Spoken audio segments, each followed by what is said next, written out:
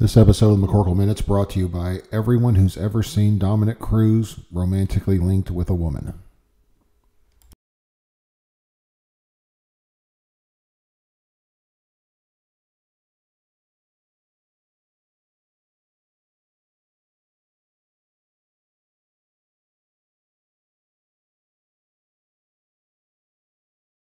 Dude, he's so witty. It's like I'm actually the nicest guy in the world, just not on the internet. he is probably one of the wittiest people I've ever. He is and he's hilarious. Are you trying to kill your career right now, or what? What's going on?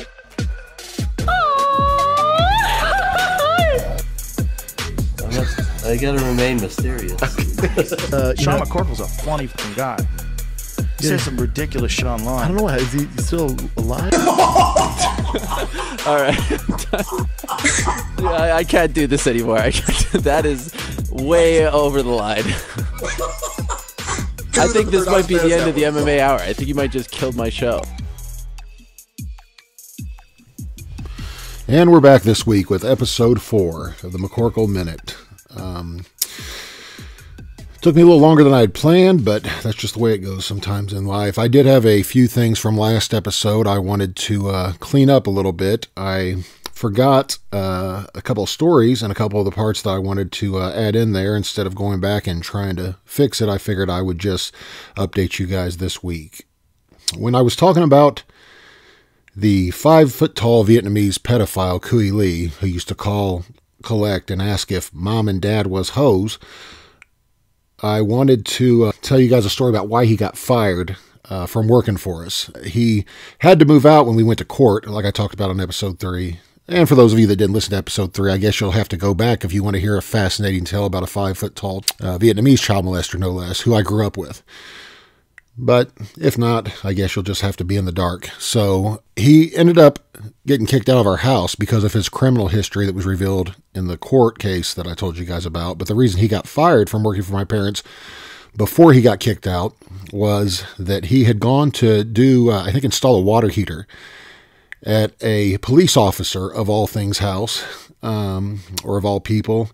And I guess the police officer very wisely left his 13-year-old daughter there just to let the repairman in after she got home from school until he got off work and came home at 5:30, I guess. So, as luck would have it, there's a 5-foot-tall Vietnamese water heater installer who happens to be a pedophile alone with a 13-year-old girl. So, the story we were told by the police officer, or that my mom was told from the police officer, was that his daughter let the water heater installer in and everything was going well enough to start. And apparently she was at the top of the stairs. He was putting a water heater in the basement, and he had asked her if Ma and Dad were hoes. He probably did ask if her mom and dad were home, I would guess. But he asked her if she could turn on the light down there or something, anything to get her alone in a basement with him. And she said that every light was already on, and she was kind of just sitting on the stairs talking to him. And she had a little dog come up, a little Yorkie or some little tiny side dog come up and sat on her lap. And so the story we were told is he was like, what your dog name? And she probably had no idea what he was saying, so I'm going to assume she said, excuse me? And he said, what your dog name is? And she goes, oh, my dog, it's Peanut. And like any seasoned pedophile would respond, Cui Lee responded, penis? Apparently that's his pickup line. I don't suggest you guys try that. I've tried that when I was single, and that pickup line does not work. Just saying penis to a girl. It doesn't work out. Probably works out in the gay community. I would guess that, like if you're Dominic Cruz, all you got to do is go to a, gay bar and just say penis, and it's on. Not that Dominic Cruz would spend any time in a gay bar. Who are we kidding, right? But anyway, so the girl says, no, it's peanut. Like a peanut you eat. He goes, penis? And then Bruce Buffer's like a peanut I eat? A penis? No. So anyway, it's rare I crack myself up. So she goes again, no, its name is Peanut. And he's like, penis? Again, and she just picked up her dog and walked upstairs and shut the door, I guess. So he finishes installing the water heater, probably did only God knows what with her panties or whatever he could find in their laundry downstairs. And then he leaves. So a few hours later, when the police officer, gets home, he calls their business and gets transferred to my mom, who was managing it, and had a little bit of a complaint to make. And he told that story to my mom, that the installer kept just saying penis over and over again to his daughter, who's 13 years old, which is a little old, if I'm being honest, for Kui Lee. He usually stuck in the toddler range. I was really surprised. I mean, this is a guy that dated 20 girls after he got kicked out of our house, and I'll be damned if all 20 of them didn't have a 2 to 5 year old daughter. It's like, man, what are the chances? He just keeps finding love with women who have toddler children, females. So, yeah, he got fired for that. They couldn't have him doing that, and they were trying to explain that he doesn't, speak English, and the cop was not going for it. He told my mom that he had used their repair service for years and didn't really want to switch, but you can't be sending pedophiles to his house, to fix things, even when his kids aren't home.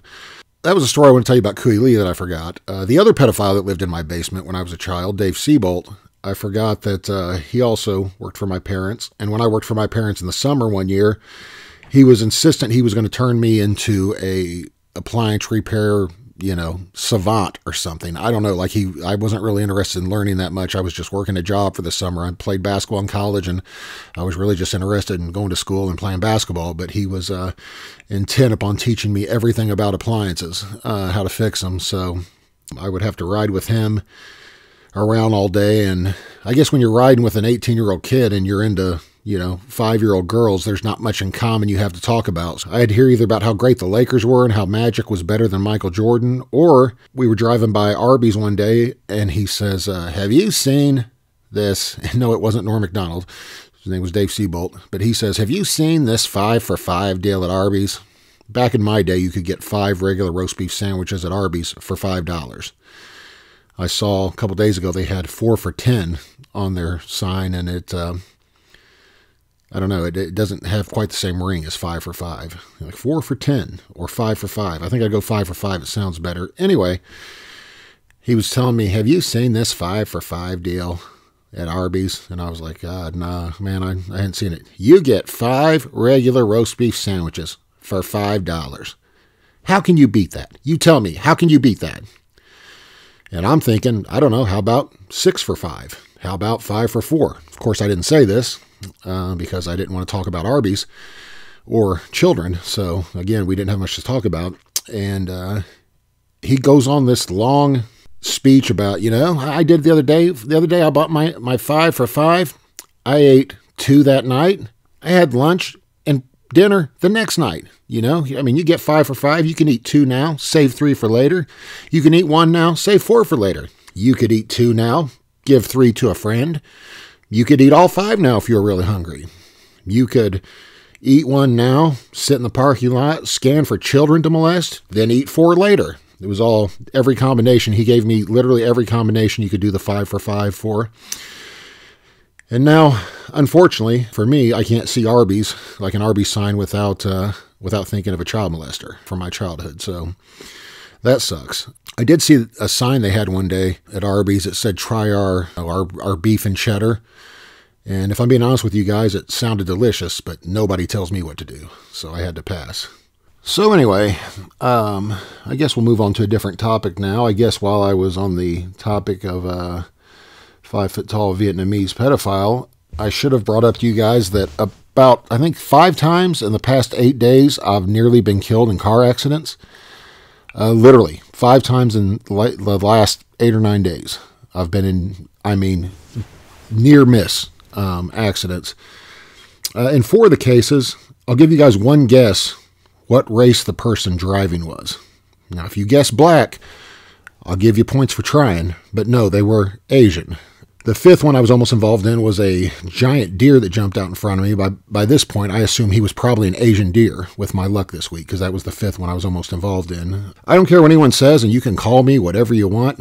Stereotypes are stereotypes for a reason, and Asian people cannot drive, by and large.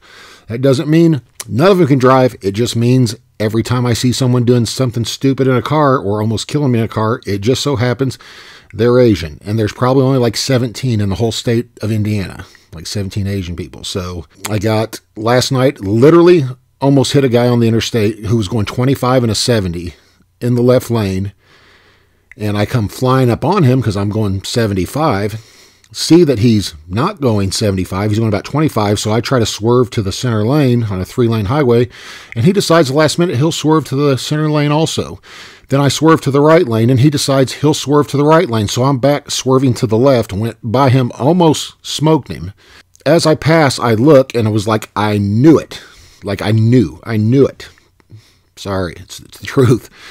So, you know how they say you're supposed to keep your hands at 10 and 2 when you're driving? Well, this guy's hands were like at 7 and 1. I don't know exactly the position they were in, but they weren't where they were supposed to be, and he certainly wasn't driving the speed he was supposed to be driving. It was a Asian teenager, or maybe in his early 20s kid. So to top it off, I don't know what he's doing driving 25 on a interstate that's 70, speed limit 70, but he then speeds up and passes me on the right when I'm in the center lane and gets in front of me again and then slowly slows down to about 40 miles an hour. I don't know if he was practicing his Tokyo drift. I don't know what he was doing. But I can tell you this, Asians are really big on education, and I just really wish they were really big on driver's education. That would be nice. I'm a quarter Asian, so I can say whatever I want about Asian people, by the way. I'm not sure what Asian, just Asian. Yeah, I'm a quarter Asian. So, yeah, I don't know, man. I put it on Facebook one time because this was another time I had almost been killed repeatedly in the same, couple week span by Asian American drivers. And kind of said the same thing on Facebook. I said, I would really appreciate only serious answers and only respond if you know, like the truth. Does anyone know what it is with Asian people and driving? Like, what is the story? I think my Facebook friends list is full, which I think is like 5,000 people, right? So I have a lot of people to choose from. And luckily enough, I had multiple Asian people on my friends list who responded, and they gave me serious answers, and it was actually quite fascinating. I had one Asian girl tell me that the majority of Asian people that immigrated here grew up in a country where you don't drive. They either ride bikes or mopeds or pull rickshaws or whatever. I don't know exactly what they do, but she said they don't grow up driving, thus they don't teach them how to drive, and they definitely don't teach women how to drive. And I told her that that's kind of the same here, it appears anyway, that they don't teach women how to drive in my experience, but, oh, he's so sexist, I know. Anyway, like I said, she said that was a pretty good excuse if, I'd never heard that before, but she said all the ones that have immigrated here very likely have no experience driving. It's not normal to drive in most Asian countries. They have mass transit. So like I said, not trying to be racist, but if the shoe fits, then I guess take it off before you go in their house, if you know what I mean.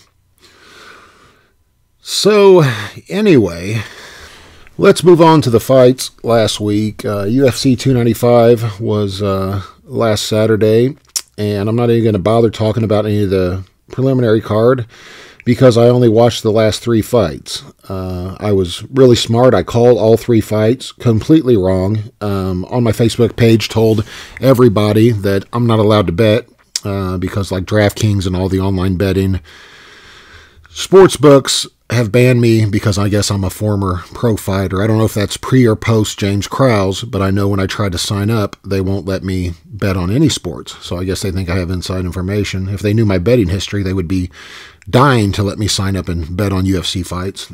But they probably know that there's a new formula out there. I don't know if you guys know about this, but there's a guy who literally just bets against whatever Brendan Schaub predicts. And I think he's hitting it like 80% over the last 8 events. Something crazy. He's been keeping track. He takes all of Schaub's picks, bets the opposite, so he doesn't bet on himself like Schaub does.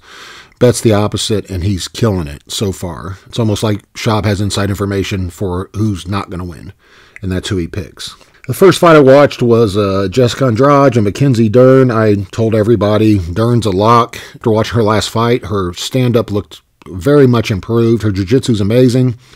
I've never been impressed with Jessica Andrade. I've never liked her since she tried to slam Thug Rose on her crown of her head and cripple her. I know it's a fight, but, that was vicious and unnecessary, even though luckily it didn't cripple her, but I think that was the intent. I heard a rapper in an interview once, and he said they were asking him if he thought it was appropriate that he had a gospel album out, but he had the F word in it multiple times. And like he said, it's not the content, you know what I'm saying? It's the intent. So that's kind of how I feel about Andrade slamming Rose on her head, you know? Know what I'm saying? It's not the content, it was the intent. Heard me? Anyway, so I don't like Andrade that much. But Dern, I don't know. I don't know what's going on with her. Number one, she grew up in the United States and she speaks Portuguese, which confuses me. That's number one. Secondly, she is a world jiu-jitsu multi-time champion and she wants to stand up and box with somebody who hits harder and who has better stand-up than her. I don't get it. She said she let her emotions take over. I can't imagine a woman doing that. I don't understand it. I've seen a lot of guys do the same thing. They fall in love with their hands when their hands aren't any good. Dern's jab looked good, but her right hand looked like she was throwing a Hail Mary. I mean, just close your eyes and swing and hope for the best, and it was not working out. I never have understood. I don't get it. If you want to get the fight to the ground, half you guys listening, if you wanted to fight me and wanted to get the fight to the ground, you could probably get me to the ground if you were anywhere near my size, like any close. Even if you had no ability or skill, if you don't care what position we land in, you can just pull guard. You can just jump up on top of me and wrap your legs around me. I sound like Bruce Buffer. Hey, you know what you could do? Just jump on me. Wrap your legs around me. Try it. But I don't understand. She tried one or two half-ass takedowns. I don't get how you can't get the fight to the floor if you don't care what position you end up in. Like if you don't pull guard or pull mount, give them your back, whatever. If as long as you are that much better than them on the ground, just get it to the ground however it has to happen. You know, like I said, shoot a takedown, then go to your knees and let them take your back and then just try to roll out of it and try to regard them. You know, for you guys that don't know about jiu-jitsu, you probably won't understand that, but it's not that hard to get someone to the ground if you don't care what position you end up in. It's really not. And I know that's coming from me like a former pro fighter, but like I said, anybody over 200 pounds could probably get me to the ground in a fight, even if if it ends up with me mounted on you, punch you in the face, so be it. But if you're a strictly jiu-jitsu fighter, that's what you have to do and work from there. Anyway, the second fight, Sergey Pavlovich and Tom Aspinall, I told everyone to count on Pavlovich because he was like on, I think, a 7 or 8 fight streak where guys couldn't even last 2 minutes with him in the UFC. He's knocking everybody out, and he almost knocked out Aspinall in the first 30 seconds. The first time he hit him, Aspinall's knees buckled. So I was almost right on that one. You know, like I say, he was winning until he lost. That's what I used to always tell people. I was winning until I lost. He almost knocked out Aspinall, but Aspinall looked really, really good. I don't understand what they're going to do at the heavyweight division now or why they do an interim belt. It doesn't make any sense to me at all. I saw genius Brendan Schaub talking about, well, what are you going to do with Tom Aspinall now? You could have him fight Curtis Blades. You could have him fight. He was naming off everyone he had already fought. You know, like it didn't make sense. But I don't know why. I don't get the whole interim belt thing because then when Stipe and John Jones come back, let's say they fight and both retire after the fight, which they keep saying they're going to, then I guess Aspinall becomes the official champion. Or if John Jones beats Stipe and doesn't retire, so then Tom Aspinall has to wait to fight John Jones? Like, is he going to fight in the meantime? I don't get it. Like, I don't get the point of having other than it's a selling point. Hey, there's a belt on the line to this fight tonight. But who cares, man? It's a last-minute fight. Everything doesn't have to have a belt on everything. You know, like it isn't like the WWE where you had the $1 million belt, the Intercontinental Championship, the World Heavyweight Championship, the U.S. Championship, the NWO belt. It's like, how many belts you got to have, man? But I don't know what they're going to do with Aspinall now. They're just going to sit him out until John Jones fights Stipe in a year, and then they're going to wait another year to fight, so he just doesn't have a career for 2 years. Like, I don't get it.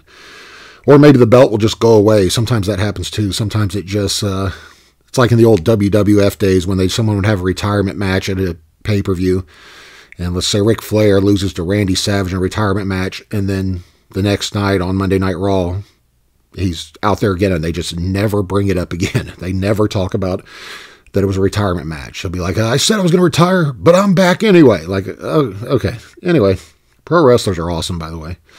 I've got some great pro wrestling stories I could tell you guys. Not about doing pro wrestling, just about being around pro wrestlers. It's, why not? We've got a few minutes here on the McCorkle Minute.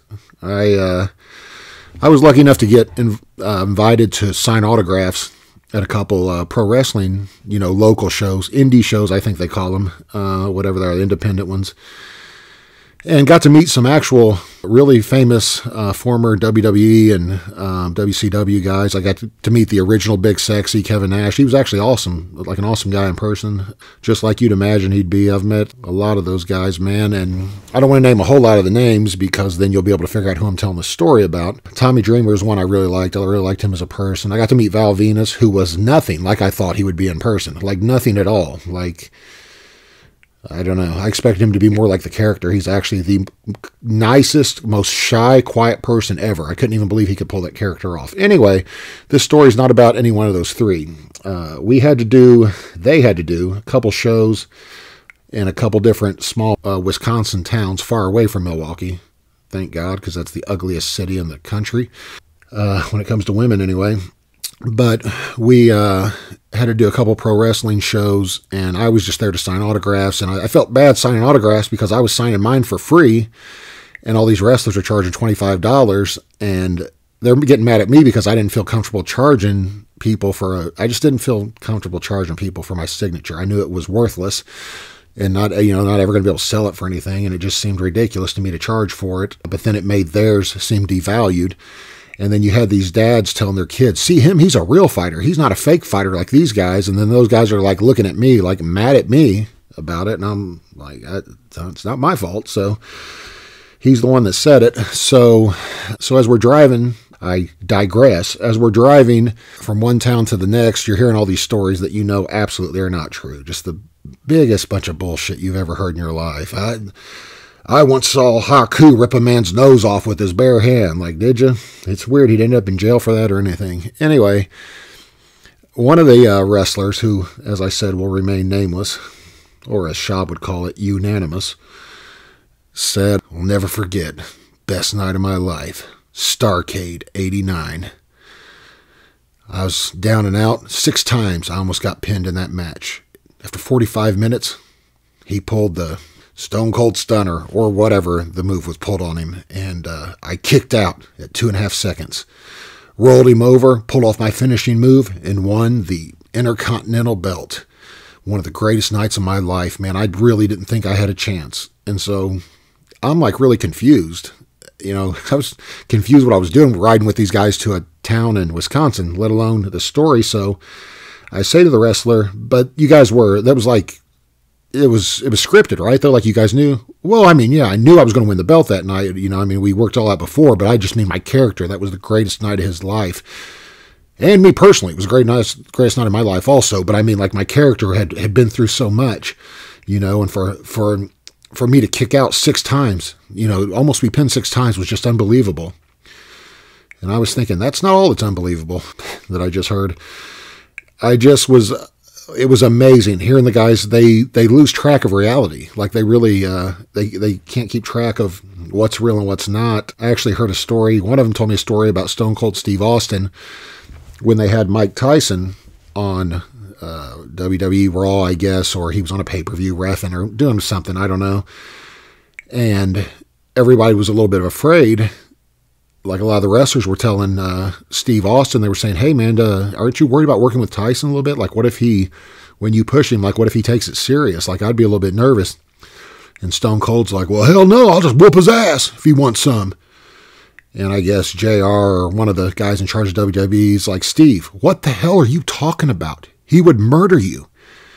And Steve Austin stopped and kind of thought about it for a second. And they said they realized at that moment, like, he had bought his own gimmick. Like, he really thought he could beat up Mike Tyson for that split second. He was like, oh, well, I guess we need to talk to Vince then and just make sure things will be cool ahead of time. But yeah, for a split second, yeah, I'll just whoop his ass if that's what happens. And like, those guys, man, they're pro wrestlers. A lot of them have balls, man. A lot of them are great athletes, but they crack me up, and not because they mean to, man. Got to meet the old wrestler Sabu, I think his name was. He did some crazy stuff at those little local shows, man, jumping off the top ropes into the crowd and stuff, just some wild stuff. I got talked into doing a pro wrestling match against a guy named CJ O'Doyle. They talked me into doing it. And first, I was going to just ref the match. The guy told me he'd give me another $250 if I would ref a match, and I was like, oh, okay, cool.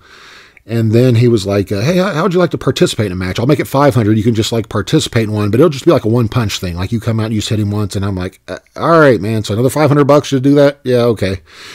Then it turns into they're choreographing this whole thing for me. Like it's going to be like, this match where we do a bunch of different stuff. And I was like, man, I'm not doing this for $500. And I'm for sure not comfortable doing it like a 5-minute wrestling match. Like I don't know how to fake wrestle, I don't know how to real wrestle either, truth be known, but I certainly don't know how to fake wrestle.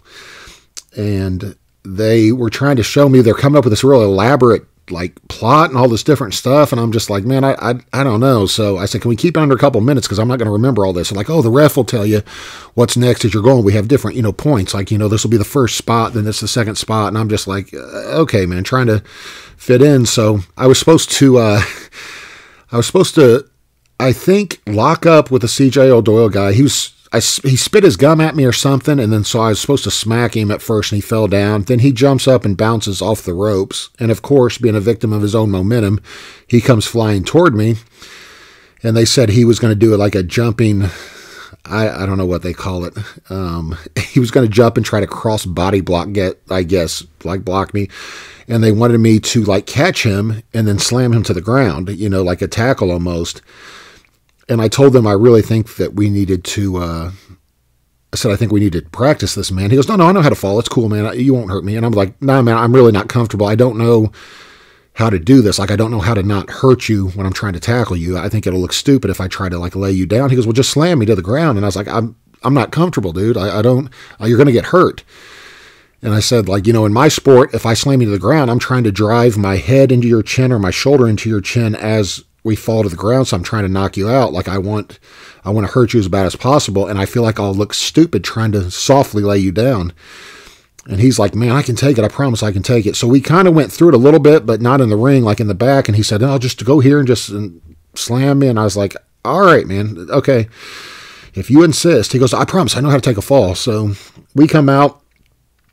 I didn't wear shoes out to the ring because I didn't want to be wearing Jordans and MMA shorts and no shirt. It just seems stupid. So I wear no shoes like an MMA fighter. And I heard people as I'm walking out of the 200 people in the crowd say, why does he have shoes on? Like, had they never seen Jimmy Superfly Snuka? That's what I was thinking when they said it. But so I go out there. I was more nervous for that than a real fight because I didn't want to look stupid. As if it's possible not to look stupid doing fake wrestling in front of 200 people. But I come out there and he spits his gum in my face or something and goes to go off the, bounces off the ring and slingshots or off the ropes and slingshots back at me. And as he comes toward me, I didn't know he was going to jump and push off my shoulders to put a little bit of air underneath his feet. I thought he was just going to jump and I was going to do the Goldberg spear. Well, when he comes toward me, he jumps and it threw me off and he pushed off my shoulders. So it brings his, like crotch level to my face.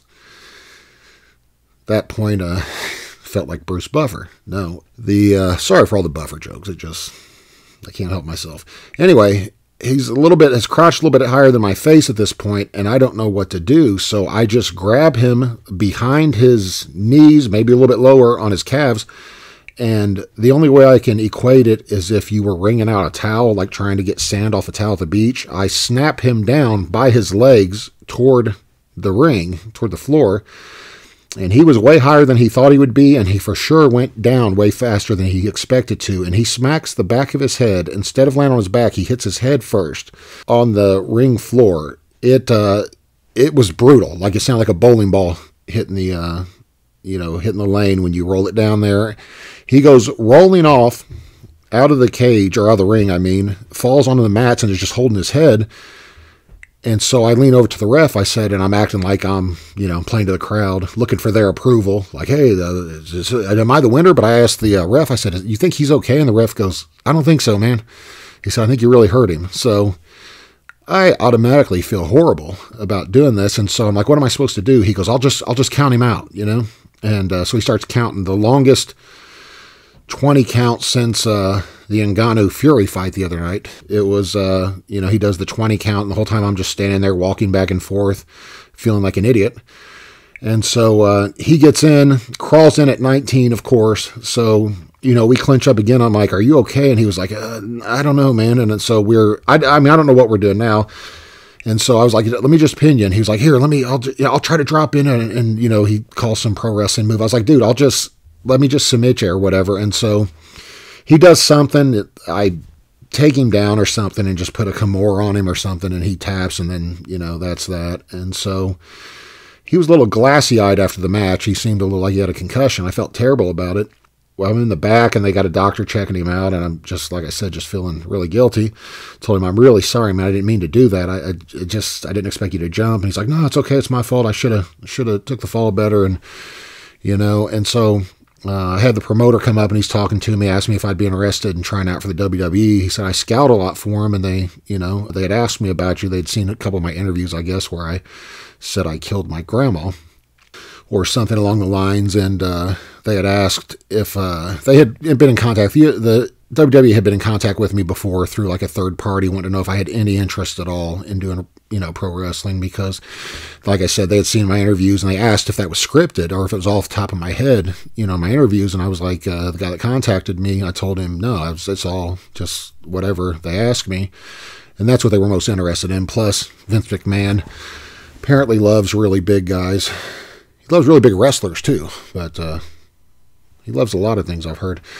But so I told them, when they told me the travel schedule and what it paid, you had to move to Tampa and learn to wrestle for 6 months to a year, and then you had to wrestle, 300 nights a year. I just told them I really wasn't interested in it, that I had, 2 kids I had joint custody of, and I just didn't see myself traveling everywhere, and doing that. But I never had an official offer on paper, but I had a pretty serious verbal offer, but I just told him I just didn't think so. But so I'm standing back there, and Val Venis comes walking up to me, and he said, well, how'd you like it for, your first time? I said, well, it didn't really go real well. I think I hurt him, the other guy. And he goes, oh yeah, man. He goes, that looked pretty, he took that fall pretty hard. He goes, but it happens in this sport. I said, I guess, man, you guys are a lot tougher than people give you credit for. And he's like, yeah. And we're sitting there, and I just said, you ever just feel absolutely like ridiculous while you're out there doing it? Like after I slammed him, I just felt like, what am I doing? I just felt ridiculous. And he looks at me and goes, no, why? And then I felt even more ridiculous for asking. I was like, oh, never mind, me neither. I was just wondering if people ever feel that way. And he goes, nah, man, it's entertainment. And I was like, cool. So I learned a lot of things that night. I learned that not to always take a wrestler's advice when he says to slam him as hard as you can, and that most pro wrestlers do not in any way feel ridiculous when they're out there doing what they're doing. Not even Val Venis when he's doing his porn star gimmick. So Jerry Prochaska and Alex Pereira. I lost my train of thought. I don't know how I got on pro wrestling. But I had also called, so I called the Pavlovich-Aspinall fight wrong, told people to bet on it. I also called the main event wrong. I thought Jerry would beat Alex. I thought Jerry's by far the best 205-pounder in the world. He looked amazing every time I've seen him fight. I thought Alex would be too small. Alex looked massive compared to Jerry, and Alex was the one moving up. So I don't know, man. That shocked me. I was a little surprised Jerry didn't shoot to try to take him down. I knew he was in trouble about the third leg kick or calf kick. I knew there was going to be trouble. I was like, I knew Jerry was probably not going to be able to get him on the ground then at that point, taking those shots like that. But I still thought he might find a way to pull through if he could get him down. But Pereira really shocked me, man. He really did. He really surprised me. I know Dana says he's not going to do the rematch with him and Stylebender again, but that fight makes perfect sense to me. I mean, I don't know. I know Stylebender wants some time off, but Alex probably does too, but I think that would make perfect sense for light heavyweight belts. But I'm sure they're going to do the rematch at some point with Stylebender and Sean Strickland. Maybe that's what they're looking for if Strickland wins his next fight. So, which he probably won't, but yeah, man, the whole night, like I said, the 3 fights, I called them all wrong. I apologize to anyone who listens to this that bet money because of me, because, every time I give betting advice, it's wrong also. So I guess it's your fault for listening to me. At least I blame you. So lastly, I had a number of other things I really wanted to get to this week, like a whole list of them, but I'll just probably finish up with a couple here. Spent too much time complaining about Asian drivers. And by the way, if that hurt anybody's feelings, I'm sorry. Even though it's true. Asians are not the best drivers, but I have childhood trauma from Kui Lee, so you got to cut me some slack. But no, I'm not trying to hurt anybody's feelings, man. I'm just trying to make you guys laugh, so it's all part of it. That said, as many of you know, Bobby Knight died this past week. I always hated Bobby Knight growing up. I thought he was arrogant, and I thought he was tough and didn't have any balls and just acted like a tough guy all the time, and I just wasn't a fan. I was always a Purdue fan, and for those of you who don't know, Purdue and IU have a huge rivalry, so I just never liked Bobby Knight. I had played for too many basketball coaches who thought they were Bobby Knight and tried to emulate his every action, every move, and thought that having discipline as a coach or disciplining your team was just screaming at them and acting a fool and making their life hell. Because they want to be tough guys too. But never liked the guy until I saw him when Trump started running for president, and I saw him go off in a couple interviews on people about Trump. It kind of won me over just because he wouldn't go along with the system. I thought it was funny. That's really why I like Trump. One of the biggest reasons is you can say whatever you want about Trump, his personality, his policies, but you can't say that dude isn't funny. Like, he is maybe the most, I don't know if it's intentional or unintentional, but he's certainly one of the funniest people that ever lived. I just don't know if it's on purpose or not. He says some funny stuff. Anyway, that said,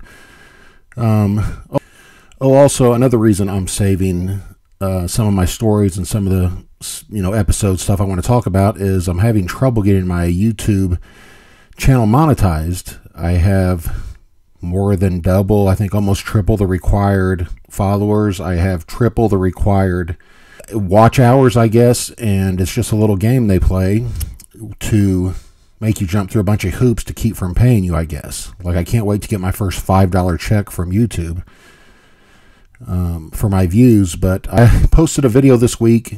I'm sure you guys saw on my channel, or you saw it somewhere, maybe not on my channel, where Theo Vaughn and Dana White went off on Peloton, the bicycle company or exercise bike company, which was hilarious.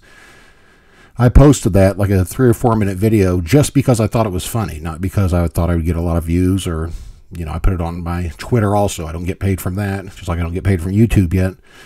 Had a bunch of people saying, oh, you're just trying to steal his views. Like, I'm not trying to steal his views. I thought it was really funny. And that video alone, I think, is at 90,000 views and I think 5,000 watch hours or something crazy like that.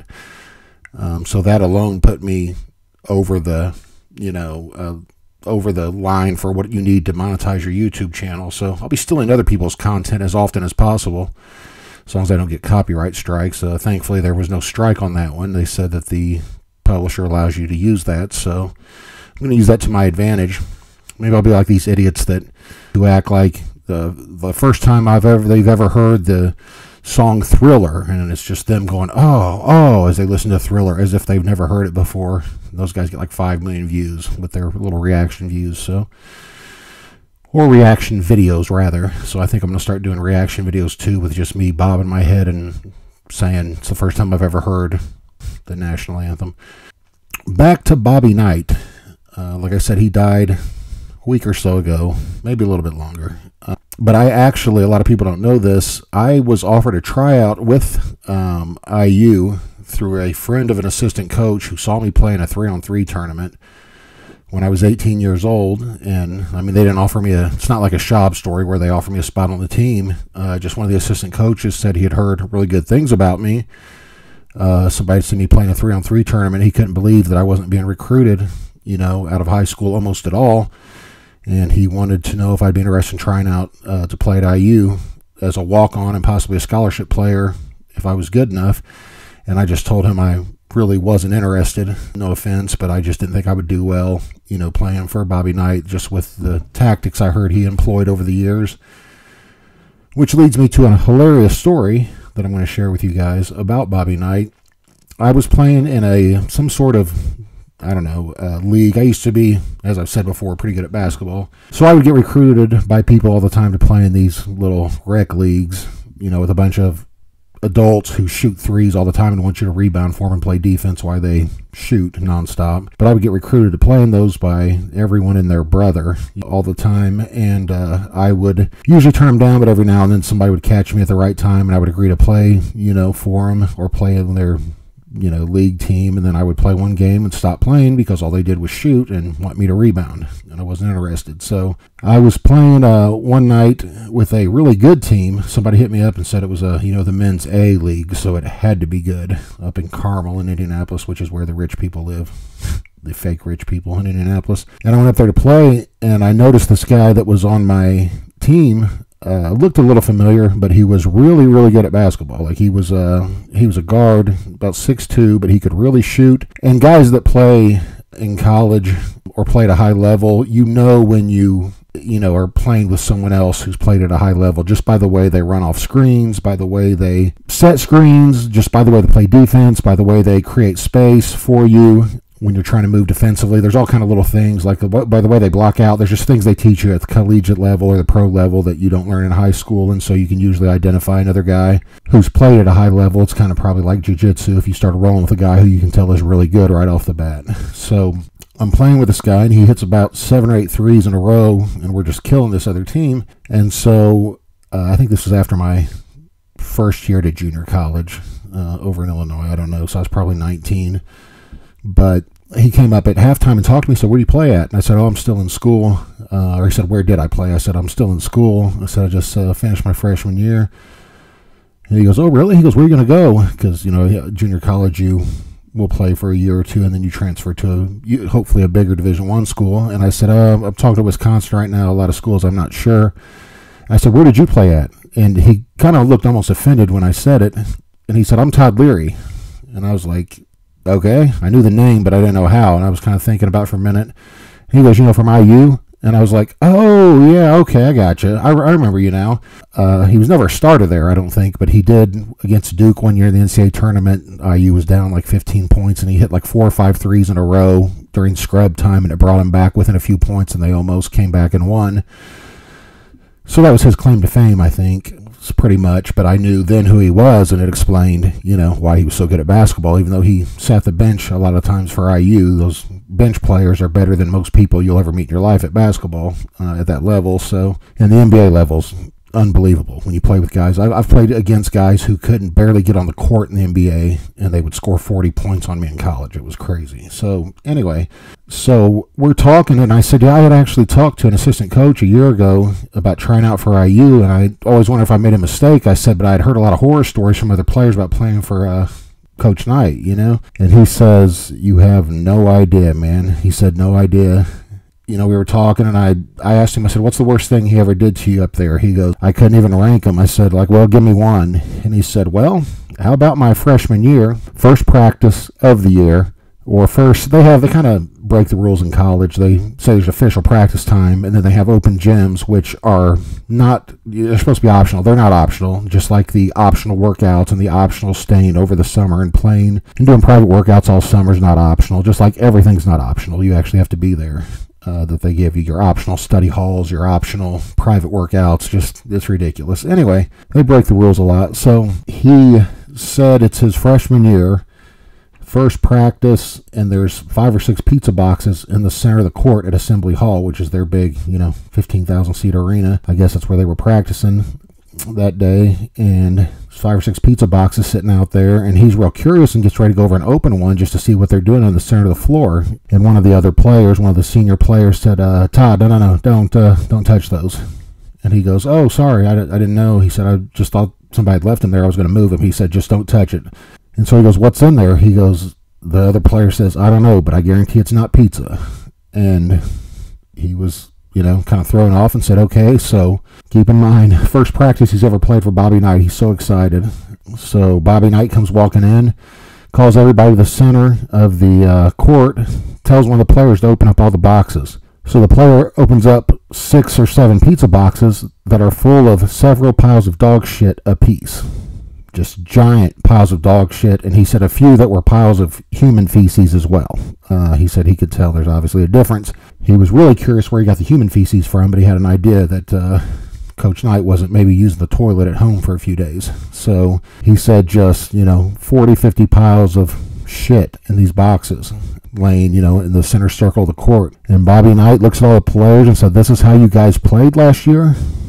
This is what it reminded me of. This is how bad you guys stunk. So you guys want to play like this? Now you're going to play in it.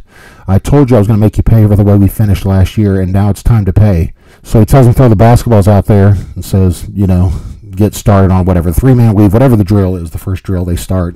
No one's really laughing at this point. The guys that have been there before realize he's serious. The freshmen are kind of shocked, but they don't want to get in trouble. So I guess the first time down the court, the Todd Leary kid jumps over the pile of boxes of, shit, because he doesn't want to run through them or slip and fall. And he says, Bobby Knight blows the whistle, tells everybody to get on the line, which means that you're going to run sprints. So everybody's got to go run up and down the stadium steps 3 times or whatever it is. They had to run sprints, so they run sprints for 3 minutes straight, just completely exhaust them. And Bobby Knight says to him again, I told you guys, if you want to play like dog shit, you're going to play in dog shit. He said, you guys had better not even acknowledge it's there from this point on in practice. Get out there and run the drill. So from that point on, I guess every play, every diving for a loose ball, every time down court, guys were stepping in dog shit. They were carrying it, around the court. They were, diving into it, going for loose balls. They had it all over them. He said at the end of a 3-hour practice, every single guy's shoes, jerseys, pants, hair, face had dog shit on it. He said it was the most ridiculous thing he's ever done in his life. And you weren't allowed to in any way, like wipe it off. You just had to play in it. Like you weren't allowed to, if there was a pile of it on the ground and you in any way tried to avoid it, everybody get back, and I guess they were going to run up and down the stadium steps again with dog shit all over them. So I knew at that point I had made the right decision not to go to IU play basketball, because I wouldn't be doing that. I actually almost beat up my my college coach. That'll be a whole probably double episode of the McCorkle Minute when I tell you the story about my college basketball coach, who was a real prick. But I got revenge on him for over 20 years. So it's still ongoing to this day, actually. It's been a long time, but he still gets a few surprises here and there. But that was my Bobby Knight story. I thought it'd be a classy way to remember the man by letting everyone know that he used to make his players practice in dog shit. I actually saw Damon Bailey at Disney World. You guys probably don't remember him either, but he was an Indiana high school superstar, all-time leading scorer in Indiana, whatever. But he went to IU. I actually ran into him in Disney World just randomly years later, like when he wasn't playing anymore. And I asked him if he was Damon Bailey, and he was so excited to get recognized because it had been a long time since anybody knew who he was, I guess. This is when I was in the UFC, so I guess I was more famous than him at this point, so that seemed to impress him a little. At least I like to think it did. So we talked for a little bit, but I told him, I said, I got to ask you something. I heard a story once about some pizza boxes, and he said, with dog shit in them? Yeah, that happened. That happened more than once. He said that was Knight's favorite way of starting the season each year. So he confirmed it for me, so that was a crazy story. And the first thing I thought about when I saw that Bobby Knight died is all the young, poor 18-year-old boys he had ran through dog shit in his years. So I think I'll finish up this week by telling you guys a story. Steroids are always, well, not just steroids, but performance-enhancing drugs of any kind are always real big and real big news in the UFC. And I was going to tell you guys my experience with a performance-enhancing drug one time that I ran into that I guess is probably past the statute of limitations at this point. Or as Brendan Schaub would call it, the statute of limitations. So I guess I can tell it. I was trying to lose weight for my first UFC fight. I was cutting originally from about 325, maybe 335 down to 265, and I didn't have a long time to do it. I think I was 335 and in pretty good shape. I get abs at about 310. So at 335, I was still in pretty good shape. And so I think I did 70 pounds in 7 or 8 weeks, something around there. So obviously I was looking for every advantage possible and every way to lose weight possible that I could, besides just diet and cardio, anything to help. And there was another fighter I knew who had a nutrition company at the time. His name rhymes with Matt Mitrione, but he had his own little supplement company he was running in addition to fighting in the UFC. And so I was at his house one day, and he asked me how my weight cut was going, and I was like, man, it's not coming off as fast as I thought. Like, I'm not eating carbs. I'm eating really healthy, man. Like, I'm doing all the right stuff, and I'm doing a lot of cardio. It just, I think I'm lifting weights too much, like I think I'm just got too much muscle mass on me because I had been lifting really heavy to that point. in my fighting career. I was trying to get as big as possible. You know, I was trying to get built like Brock Lesnar instead of, you know, John Jones. So, which come to find out isn't the best build to fight necessarily. So, but yeah, I was still lifting too heavy. And he said, well, I got a fat burner that'll work really well for you if you're interested in trying it. And so I'm thinking it's one of his nutrition, you know, companies, probably some amino acids, something that likely won't work, but whatever. I'll help him out. I'll buy his supplement. And I should have known something was up when he said, oh, no, I'll just try it first before I sell anything to you. Like how they do with crack. They're always, just try it. Come back if you want any more. That's what I've heard anyway. He said, just try some. If it works out for you, let me know. I can get you some more. And I said, okay. And it came in this just package. It looked like something you'd buy at GNC.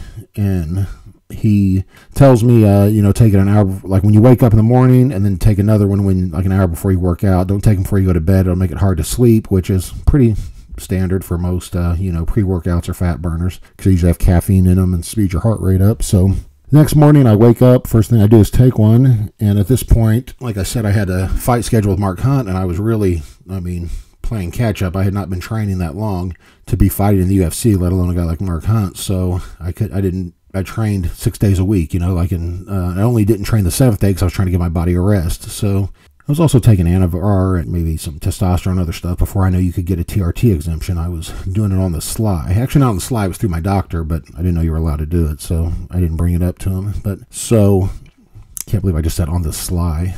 It's terrible. Anyway, so I take this pill, and about 30 minutes later, 45 minutes later, I start getting a really bad headache, and I start running a fever. And I'm thinking, man, I can't be getting sick, man, because I have a tendency when I get sick, sometimes it can last for, you know, a week to 10 days. I rarely get sick, but when I do, I get really sick. And, you know, don't like to go to the doctor. And at the time, didn't have insurance. I didn't want to go to a doctor. Didn't want to pay for it. So I was already paying my UFC pre-fight medicals, which were going to be almost as much as my show money by the time it was all said and done. So I was like, I immediately laid back down. When I got up that morning, I immediately laid back down. It was like, I'm going to sleep this off. But I was running a fever. I noticed I was running a fever. I took a thermometer, stuck it up my ass, not because I had to, just because I wanted to. No, I just took it like the regular, under my tongue, and had like 102 fever. It's like, this isn't good. So I sleep for like another hour, but I'm real restless and just burning up and just kind of feel energetic, but just don't feel good. So I sleep for a little while, lay there for a little while, and I'll start feeling a little bit better about 2 hours later. And I was like, all right, well, I'm going to go lift weights. Man, you know, I already missed jiu-jitsu or whatever I was doing that morning or conditioning, so I'm going to go lift weights this afternoon. So I rest a little bit, take it easy, eat my healthy meal or whatever, my chicken breast and broccoli, and then I go lift weights, and I take another one of the pills because I was instructed to by the guy whose name rhymes with Mitrione, and I start burning up again, man, like 30 minutes later, like I'm running a fever and just not feeling good, man, dizzy and just heart racing. And I was like, man, this isn't good. So I lay back down again, can't sleep. I'm just laying there just burning up with a fever. Just could not fall asleep. I was like, man, I'm really sick. This is terrible. So I take that day off, call my conditioning guy or my jiu-jitsu coach, whoever I was working out with the next morning, said, hey, I had to take all day, you know, today off, but I'm gonna double up tomorrow, you know, double workouts up because I don't want to miss any days, you know. And I just didn't feel good. I feel fine now, but I don't feel good. I don't know what's going on. Hopefully I'm not sick. I'm not running a fever anymore, so maybe it just was, you know, gonna be something that just, you know, 24-hour bug, hopefully. So go to sleep that night, wake back up early, first thing, take one of those pills. 30 minutes later, start running a fever again, like 102, 103 fever. And I was like, just at this point, like thinking I've got to go to a doctor. I can't, you know, do this. And it struck me at that point, I was like, you know what? I don't remember if it was after the third one or after the fourth time I took it, where I was running a fever. I was like, let me just look and make sure I don't have some crazy allergic reaction to whatever this, you know, fat burner pill is, or this, you know, pre-workout, whatever this is. Let me just make sure. So I look at the name and I type it in, and it says, you know, clenbuterol. And I look for, you know, side effects or interactions. And the first thing it says is, if your horse begins to have trouble breathing, make sure you give him a dose of, you know, such and such. And I'm like, your horse? And so I look at the name of the package again, and I type it in and go to Wikipedia or whatever it was. And it apparently is a horse asthma medicine. I don't know what it does to horses, but I know what it does to people. It gives you a fever and makes you sick and makes you burn fat, I guess, you know, speeds up your metabolism, because I guess having 103 fever will burn calories. So obviously I immediately call the fighter whose name rhymes with Matt, and said, MFer, did you give me a horse asthma medicine and tell me it was a fat burner? And his response was, well, yeah, I mean, that's what it's originally used for, man, but it works great on burning off fat. You'll run a fever like 24 hours a day, and it just burns calories like crazy, man. He goes, like, you'll lose weight without even working out. You don't have to do conditioning. You'll lose weight. It's crazy. And so I said again, let me verify. You gave me horse asthma medicine and told me it was a fat-burning supplement. And he's like, dude, that's the original use, and I said, I've been sick for 2 days, man, with a fever. I said, I don't take horse medicine, leave that to Joe Rogan, right, guys? But I said, I'm not taking horse asthma medicine. I'm pretty sure that's a banned substance, too. I said, how do you take that? And Matt's like, are you crazy? I've never taken it. I wouldn't take that. Stuff's dangerous. He said, but, I mean, it depends on how much of a, rush you are to lose weight. I was just saying it would help, but personally, I wouldn't take it. So that was my Matt Mitrione story. I mean, the guy whose name rhymes with Matt Mitrione story. And that's been like 15 years ago or 14 years ago, so there's not much anybody can do about it now, right? Oh, by the way, this is what Mitrione used to look like when he was in college.